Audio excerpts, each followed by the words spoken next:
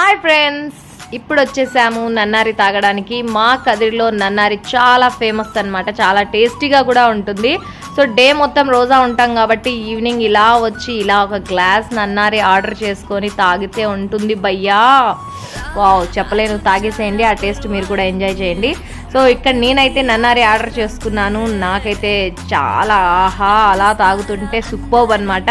Next ఇక్కడ నేను ఫ్రూటీకి ఒక డేర్ ఇచ్చాను, నువ్వు 2 పైనాపిల్ జ్యూసెస్ తాగాలి దించకుండా అని. సో 1 అయితే ట్రై చేసింది, కంప్లీట్ అయిపోయింది. సో నెక్స్ట్ 1 ప్రిపేర్ చేస్తున్నారు. సో నెక్స్ట్ 1 కూడా రెడీ అయిపోయింది.